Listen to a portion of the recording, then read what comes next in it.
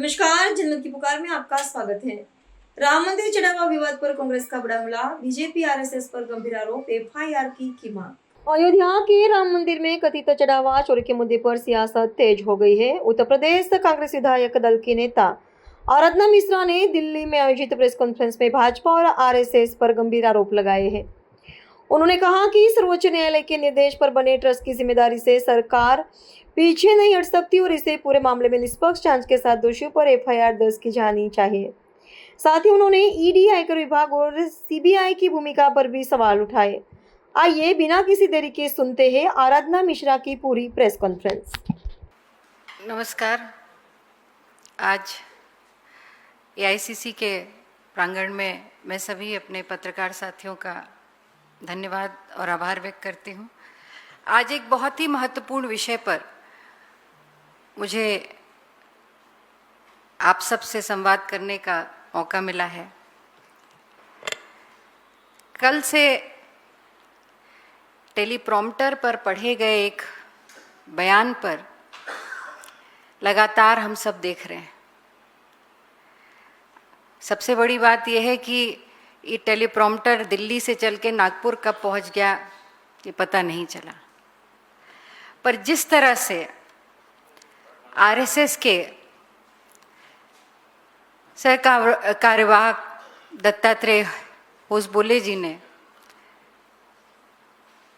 एक scripted teleprompter पर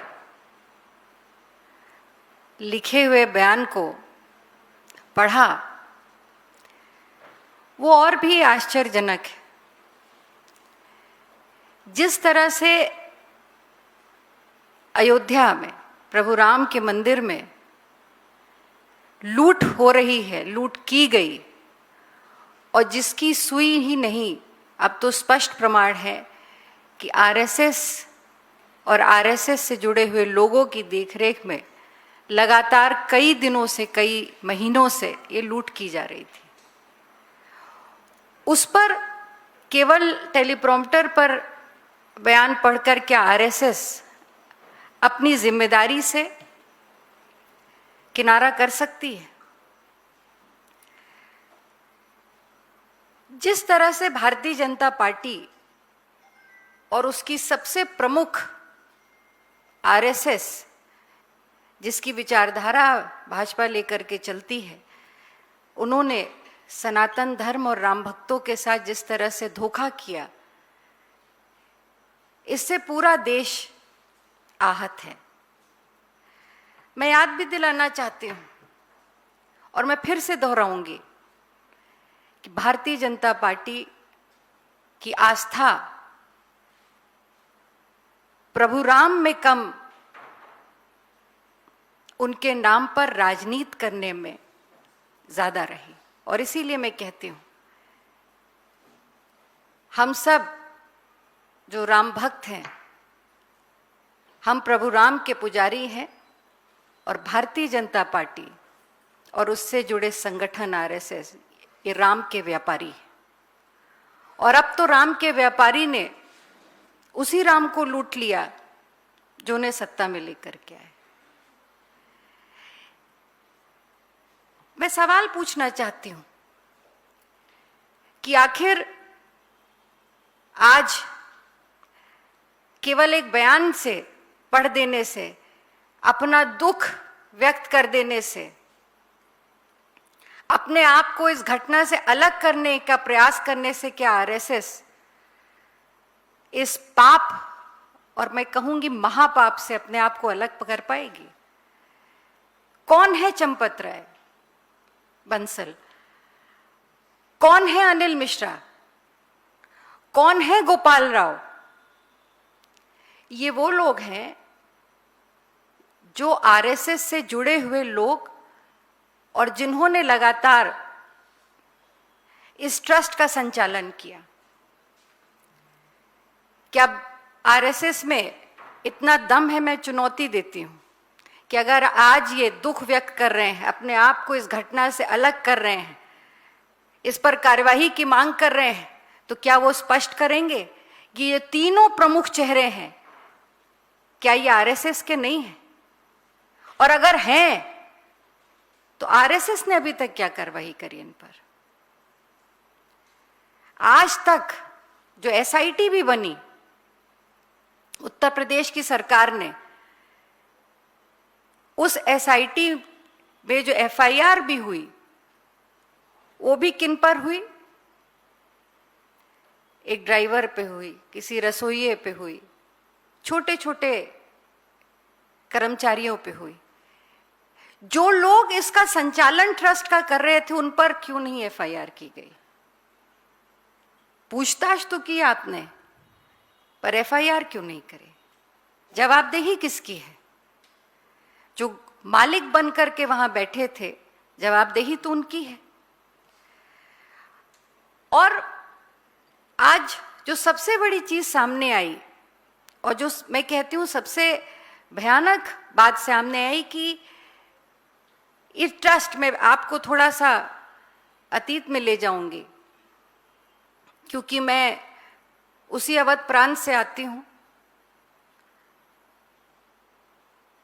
और लगातार हम सब राम मंदिर के दर्शन करते रहे, उसमें आस्था रही, जुड़े रहे। जब ये पूरा प्रकरण लगातार चल रहा था, मैंने उत्तर प्रदेश की राजनीति का वो दौर भी देखा है, जब ये नारा तो देते थे कि रामलला हम आएंगे, मंदिर यहीं बनाएंगे, और इसी नाम पर वोट मांगते तो, और एक नहीं 4 बार उत्तर प्रदेश में इसी नाम पर इन्होंने सरकार बनाई। और उत्तर प्रदेश के सदन के अंदर भारतीय जनता पार्टी के तत्कालीन मुख्यमंत्री, जो आज नहीं है हमारे बीच में, स्वर्गीय कल्याण सिंह जी ने कहा था कि हमारी सरकार बनेगी तो हम मंदिर बनाएंगे। सदन में कहा था। सरकार, प्रदेश के जनता ने, राम भक्तों ने, सबने आस्था दिखाई, सरकार बनी। और सरकार बनने के बाद जब उनसे सदन में पूछा गया कि कब बनेगा राम मंदिर, तो उन्होंने कहा था जब केंद्र में सरकार बनेगी। फिर एक बार राम भक्तों ने आस्था दिखाई, केंद्र में भी सरकार बन गई। वाजपेयी जी की 3 बार सरकार बनी, तब केंद्र में भी सरकार थी, प्रदेश में भी सरकार थी, पर राम मंदिर नहीं बनाया, क्योंकि राम मंदिर भाजपा के लिए, आरएसएस के लिए केवल एक मुद्दा था। और मैं ये कह सकती हूं कि आज अगर राम मंदिर बना तो सर्वोच्च न्यायालय के निर्णय पर राम मंदिर बना। और ये भी याद दिलाऊंगी कि जिस वक्त ये निर्णय हुआ, जब सर्वोच्च न्यायालय ने ये निर्णय दिया था 9 नवंबर 2019 में, उस वक्त उन्होंने सरकार की जिम्मेदारी दी थी, उस बेंच ने सरकार की जिम्मेदारी दी थी कि सरकार ट्रस्ट का देखरेख में, ट्रस्ट का भी निर्माण होगा और राम मंदिर बनेगा। तो सरकार भी अपनी जिम्मेदारी से अलग नहीं हो सकती। और प्रदेश में भी भाजपा की सरकार है, केंद्र में भी भाजपा की सरकार है, तो क्या इस जिम्मेदारी से ये दोनों सरकारें अपने आप को अलग कर सकती हैं? कहां है ईडी, कहां है सीबीआई, कहां है इनकम टैक्स के छापे? कौन जवाब देगा? जो करोड़ों का चंदा चोरी हुआ, 1250 शिलाएं जो पूरे देश में लोगों ने आस्था से यहां भेजी थी, बहुत से आभूषण, उनका कोई लेजर तक नहीं है,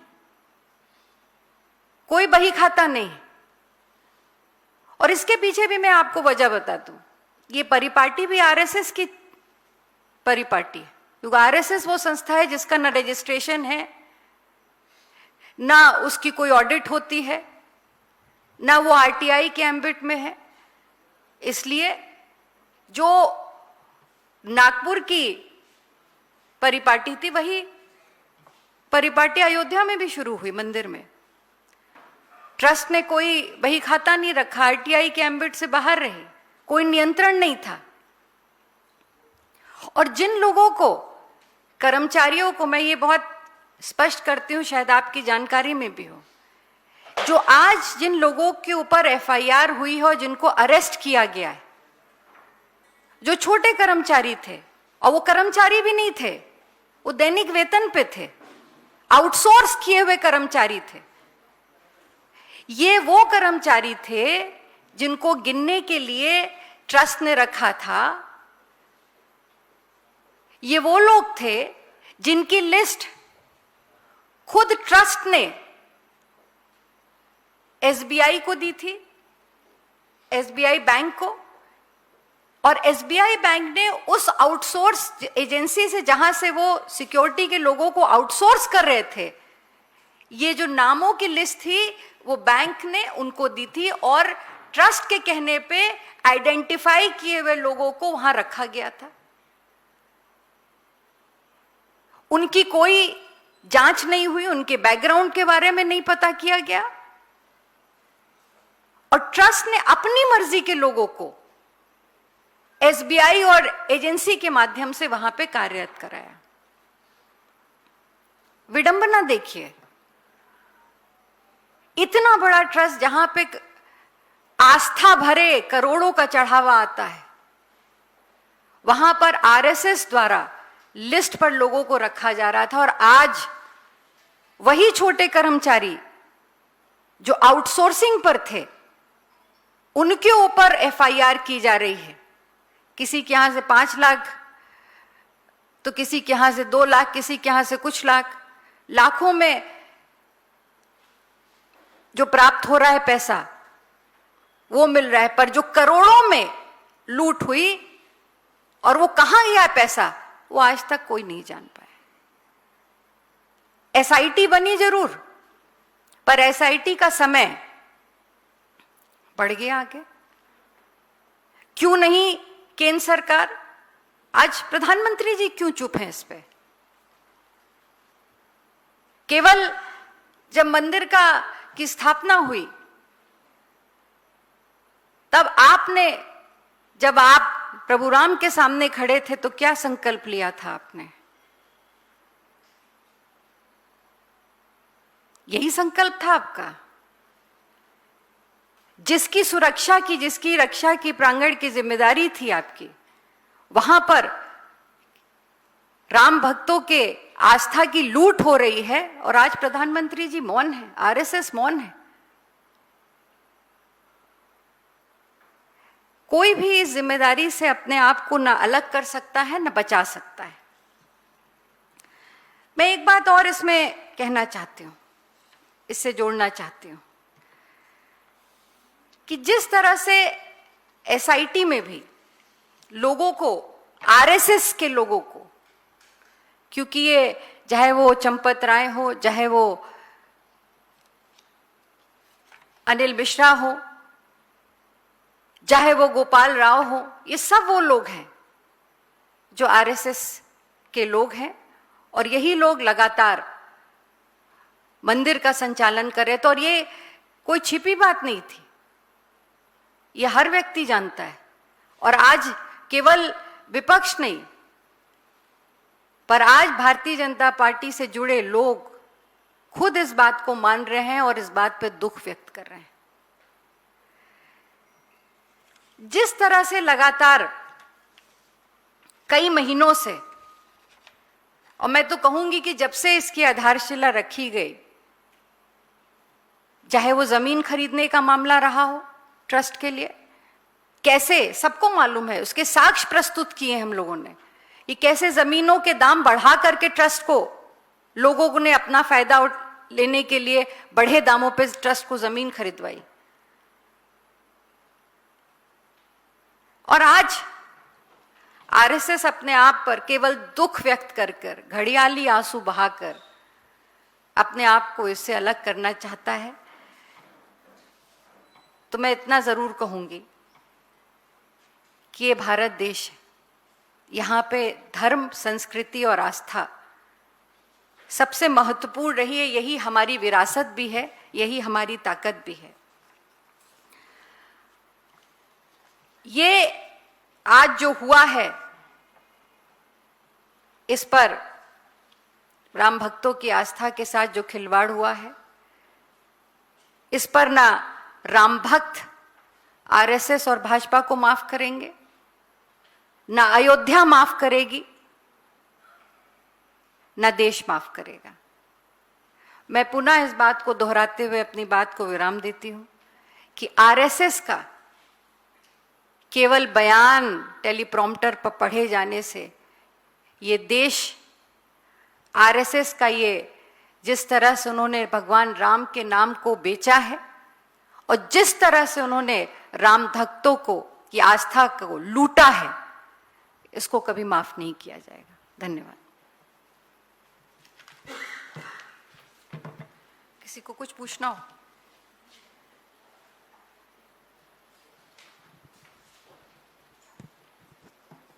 मैम, नितिन नवीन पहली बार पहुंचे हैं लखनऊ में। जिस तरह उनका स्वागत हो रहा है, बुर्के में पहनी महिलाएं, टोपी लगाए हुए मुस्लिम, उसको कैसे देखती हैं? क्या मतलब उनको सब समाज स्वीकार कर रहा है?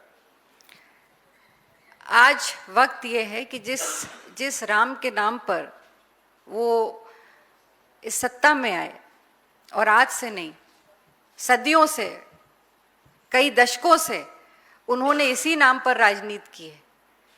क्या उन्होंने इस पर कोई अपनी बात को व्यक्त किया है? कोई बयान दिया है इस पर? उन्होंने क्यों मौन है भारतीय जनता पार्टी? आज उसी अयोध्या की धरती, उसी अवध की धरती पर भाजपा के राष्ट्रीय अध्यक्ष गए, पर एक शब्द उन्होंने अयोध्या में हुई लूट पर नहीं बोला। तो स्पष्ट है कि ये लूट एक सोची समझी सुनियोजित साजिश है, जो राम भक्तों की आस्था के को तकलीफ देने वाली है। इस पर क्यों नहीं बोल रहे हैं? पहले इस पे बोले। स्वागत कराने का वक्त नहीं है, ये जवाब देने का समय है। मैम, मेरा सवाल जी, मैं तेजपाल सिंह। सवाल ये है कि अयोध्या में राम मंदिर को चढ़ावा चोरी को लेकर जो लोग सुप्रीम कोर्ट गए, तो सुप्रीम कोर्ट का कहना है कि आसमान नहीं टूट पड़ेगा, ग्रीष्मकाल के बाद देख लेंगे। और यहाँ पूरा हिंदू लोगों को लगता है कि हमारी आस्था के साथ खिलवाड़ हुई है, जबकि ये राम मंदिर सर्वोच्च न्यायालय के आदेश पर ही बना था। तो सर्वोच्च न्यायालय का इस तरह के आदेश को जो हिंदू बहुल लोग हैं वो लोग कैसे देखेंगे और कांग्रेस कैसे देखती है? देखिए, हमारी आस्था सर्वोच्च न्यायालय में रही है। जिस दिन ये निर्णय आया था, केवल कांग्रेस पार्टी नहीं, पूरा देश एक होकर के हमने सर्वोच्च न्यायालय को, पूरे देश ने इस बात को, इस आदेश को माना था, और आस्था है हमारी अपने सर्वोच्च न्यायालय में। पर सबसे बड़ी बात यह है कि एक निर्णय जिस वक्त सर्वोच्च न्यायालय की बेंच ने दिया था मंदिर के निर्माण का, उसी वक्त सर्वोच्च न्यायालय ने उसी आदेश का अंग था कि वहाँ ट्रस्ट बनेगी और ट्रस्ट के अधीन उसकी गाइडलाइन थी और उसके अधीन ही वहाँ पे निर्माण होगा और कार्यवाही होगी। क्या इस संगठन ने, जो वहाँ पे काम कर रहे थे लोग, जो आरएसएस के लोग थे, क्या उन्होंने उस चीज को माना? आज जिस तरह से जो गाइडलाइंस दी गई थी, क्या उनकी धज्जियां नहीं उड़ा दी? तो मैंने तो अपने प्रेस कॉन्फ्रेंस में यही कहा कि ये केवल इस देश के राम भक्तों के और सनातन धर्म के की भावनाओं के साथ खिलवाड़ नहीं है, ये सर्वोच्च न्यायालय का जो निर्णय था, ये उसके खिलाफ भी है।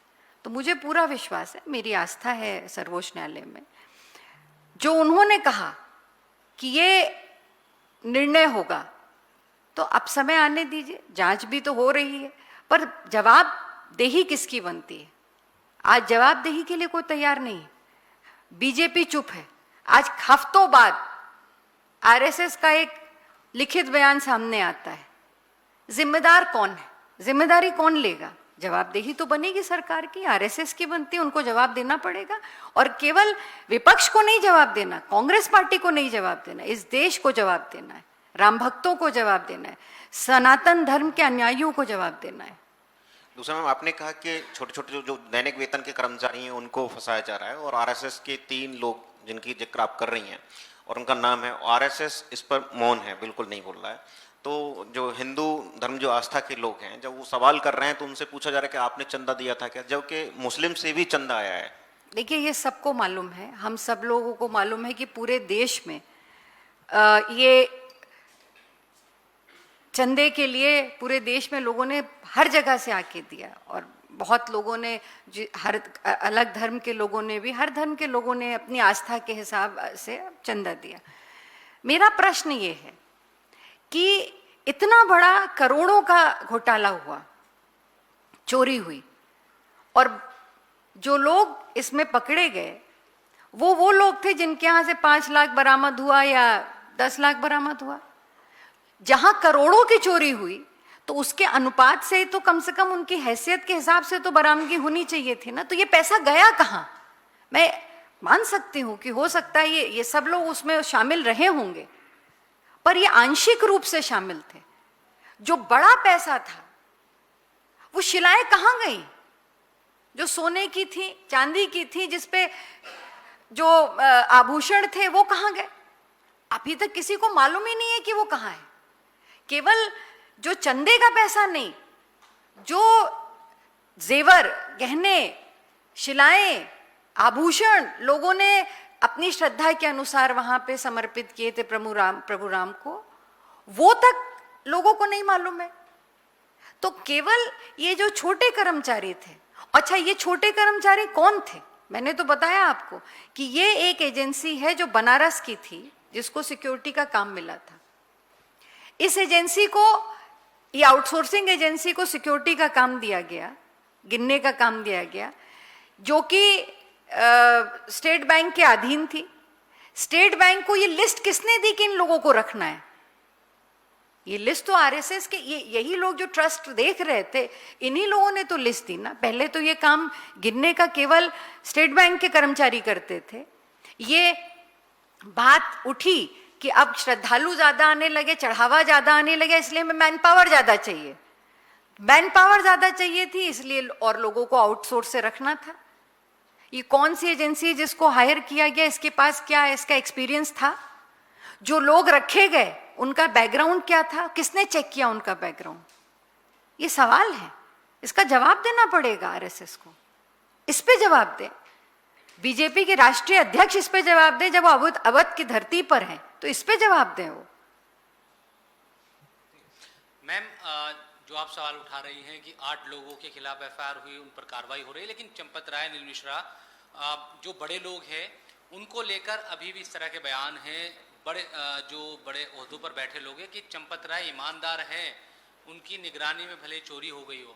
क्या आपको लगता है कि ऐसी स्थिति में जो अधिकारी इसकी जांच कर रहे हैं, जो कार्रवाई करना भी चाहेंगे, वो कर पाएंगे? क्या आपको ये लगता है कि निष्पक्ष जांच होने के बाद कार्रवाई हो पाएगी? देखिए, मैं तो स्पष्ट मांग करती हूँ कि जिस तरह से दबाव बन रहा है, आपने देखा कि कई हफ्तों से ये मामला चल रहा है, पर इस पर कोई भी बयान ना भारतीय जनता पार्टी के शीर्ष नेतृत्व की तरफ से आया, न ही आरएसएस की तरफ से आया। कल एक टेलीप्रॉम्प्टर पे लिखा पढ़ा हुआ एक ऐसा बयान सामने आया जो तथ्यहीन है, जिसका कोई वजूद नहीं है।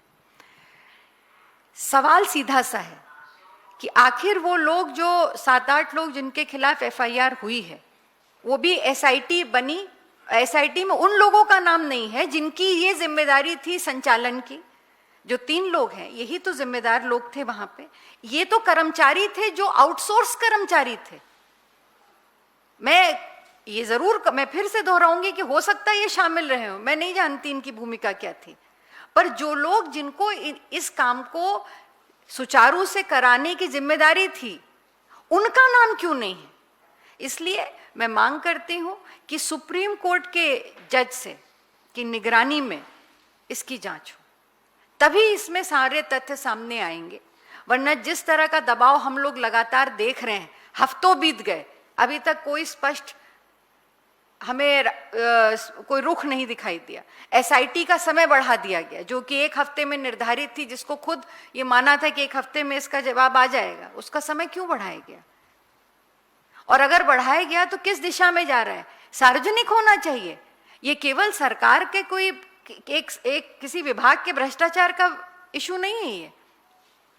ये इस देश के उन लोगों का है जिन्होंने 10-10 रुपए, 100-100 रुपए अपनी आस्था के हिसाब से प्रभु राम के चरणों में अर्पित किए थे। ये उनकी आस्था का प्रश्न है।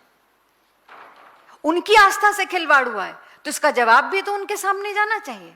ये हमारी मांग है कि जो भी अभी तक एसआईटी की जांच हुई, कम से कम उसको सार्वजनिक करें। और एसआईटी की जांच हो या कोई भी जांच हो, क्यों नहीं अभी तक ईडी और सीबीआई इतने बड़े घोटाले में, जहां करोड़ों का, अरबों का घोटाला है, कई 100 करोड़ का घोटाला है, पता ही नहीं है कि कहां कितनी गहराई तक है ये घोटाला। रोज रोज नई नई चीजें सामने आ रही, तो क्यों नहीं ईडी और सीबीआई को इसके लिए, इस जांच के लिए दी जा रही जिम्मेदारी दी जानी चाहिए। मैम, मैं प्रशांत मिश्रा, हिंदुस्तान समाचार से। कल राष्ट्रीय स्वयंसेवक संघ के महासचिव दत्तात्रेय होसबोले जी ने जो बयान जारी किया, उसमें ये कहा कि इस चोरी से जो है वो समूचे राम भक्तों आरएसएस समेत उनका जो है वो परेशान हुए हैं और भावनाओं को ठेस पहुंची है। उन्होंने कड़ी कार्रवाई की बात की, लेकिन चंपत राय का नाम नहीं लिया। इससे पहले सड़क परिवहन मंत्री नितिन गडकरी का भी एक बहुत अभी हाल का ही एक बयान वायरल है, जिसमें वो कह रहे हैं कि वो चंपत राय को बहुत दिनों से जानते हैं, उनका खून पसीना है राम मंदिर के निर्माण में, वो ऐसा नहीं कर सकते हैं। तो सवाल ये उठता है कि क्या अंदर खाने से चंपत राय के ऊपर कुछ सॉफ्ट चीज़ें बरती जा रही हैं, या उनके ऊपर कुछ वरद हस्त टाइप का है जिससे कार्रवाई से उनको बचाया जा रहा है? क्या ये दत्तात्रेय जी के बयान के बाद हम इस बात का एहसास करेंगे कि राम भक्तों को कितना दुख हुआ है? ये उनको, उसके लिए उनके सर्टिफिकेट की आवश्यकता नहीं है। ये घटना जो हुई है, ये प्रत्येक राम भक्त और जो सनातन धर्म में प्रभु राम में आस्था रखता है, इसने आहत किया है। उनको तो बहुत दिनों बाद याद आई, कई हफ्तों बाद याद आई इस घटना के कि राम भक्त भी आहत हुए होंगे। और जहां तक चंपत राय जी की बात है, ये इस बात से, इस पूरी घटना से क्या उनको अलग किया जा सकता है, जब वहां के कर्ता धर्ता वही थे? इसीलिए तो हम इसकी मांग कर रहे हैं कि इसकी जांच हो, पर सुप्रीम कोर्ट के जज की निगरानी, सिटिंग सुप्रीम कोर्ट के जज की निगरानी में इसकी जांच हो, तभी कुछ चीजें स्पष्ट होंगी। वरना जिस तरह से, मैं इस बात को पूरी जिम्मेदारी से कह रही हूं कि जिस तरह से जो मुख्य इसके पीछे लोग हैं, उनको जिस तरह से बचाने की कोशिश की जा रही है, ये छोटे बेचारे जो कर्मचारी थे जरूर गलत होंगे, हो सकते हैं, ये तो जांच का विषय है, पर इनके आगे, इनके ऊपर जिनका वरदहस्त था, जिन्होंने करोड़ों रुपए जिनके आंखों के सामने से गायब हुए, घोटाला हुआ, उनको बचाने का जो प्रयास किया जा रहा है वो गलत है। हेलो मैडम, दिस एक क्वेश्चन, ये जो राम टेम्पल के बारे में हम लोग चोरी की बात कर रहे हैं, ये कोई एक दिन की तो चोरी है नहीं, ये कंटिन्यूस चोरी है। और इसमें बहुत सारे जितने भी आरएसएस है वो लोग इसलिए इन्वॉल्व हैं, और वो लोग नहीं कहते क्योंकि नितिन गडकरी जी का एक बयान आया है और उन्होंने ये कहा है कि आप मेरी तरफ कोई भी बात ना कहें, नहीं तो मैं सारी जो भी पोल पट्टी है वो खोल दूंगा। तो इसका मतलब ये है कि जो भी चोरी हुई है, in spite of all surveillance by all security agencies, this is within the knowledge of the higher ups. तो इसके बारे में आप अंदाज़ा लगा सकते हैं कि ये कितने अमाउंट की चोरी है? क्या ये 200 करोड़ की है या 2000 की है या 20,000 करोड़ की चोरी है? मैंने दोनों बातें अभी कही कि पहली बात कि ये आज का, ये चोरी आज एक दिन में या कुछ महीनों में नहीं हुई, इसका बहुत लंबा चौड़ा इतिहास है। कई बार ये बातें सामने आई भी हैं कि इस तरह का घोटाला समय समय पर उसको ओवरलुक किया गया या हो गई वो बात इसकी नहीं है कि कौन कौन क्यों इसको प्रोटेक्ट किया जा रहा है। और एक केवल गडकरी जी का बयान नहीं, कई लोगों ने इस बात को कहा कि अगर हमने कुछ कहा तो बहुत लंबी दूर तक बात जाएगी। इसका मतलब स्पष्ट है कि ये बात कई समय से, लंबे समय से इस तरह की घटनाएं वहां पे हो रही थी, लोगों की जानकारी में हुई थी, प्रदेश सरकार की जानकारी में थी, और अब तो डबल इंजन की सरकार है, प्रदेश में भी भाजपा की सरकार है, केंद्र में भी भाजपा की सरकार है। आईबी क्या कर रही थी, इंटेलिजेंस क्या कर रही थी? और अगर ये बात समय समय पे समाचार पत्रों में और कई पत्रिकाओं ने इसको छापा है, उन पे अगर इस तरह की बात आ रही थी तो उस पर विजिलेंट क्यों नहीं हुई सरकार? क्यों नहीं जांच की समय से पर इसको क्यों नहीं रोका गया? और दूसरा सवाल जो आपने करा कि इसका पैमाना कितना, वही मैंने कहा कि इसकी गहराई जान पाना बहुत मुश्किल है, क्योंकि केवल ये पैसे जो चढ़ावे में पैसे जो चढ़े वो गिनती में गायब हुए वो एक अलग विषय है, पर जो ऑर्नामेंट्स थे चढ़ावे में, जो लोगों ने चीजें, बहुत सी मूर्तियां थी, शिलाएं थी विच वो ऑर्नेटेड विद ज्वेल्स, उनका क्या हुआ? जब कोई एक परचून की दुकान पर भी लेजर मेंटेन होता है कि कितना सामान आया और कितना गया, इतनी बड़ी ट्रस्ट थी, उसमें लेजर नहीं मेंटेन था कि किसने कहां से कितना चढ़ावा आया, काइंड में कितना आया, कैश में कितना आया। और मैं फिर दोहराऊंगी कि ये परिपाटी आरएसएस की है। आरएसएस ने भी इज द ओनली ऑर्गेनाइजेशन जिसने आज तक कभी अपना ऑडिट नहीं कराया, तो ये परिपाटी वहीं से आती है। आज ये रिफ्लेक्ट कर रही है जो वहां पे घोटाला हुआ, इसीलिए इस बात को स्पष्ट किया जा रहा है कि जो वहां पे लोग, जो मुख्य रूप से लोग थे, जो आरएसएस के थे, ये जो संचालित कर रहे थे ट्रस्ट को, ये उनकी नाक के नीचे इतना घोटाला हुआ, उनको बचाना नहीं जा सकता। अगर आपने हमारा अभी तक चैनल सब्सक्राइब नहीं किया है तो कृपया चैनल सब्सक्राइब कर लें, लाइक करें, शेयर करें, कमेंट करें। तो मिलते हैं फिर किसी और खबरों के साथ। नमस्कार।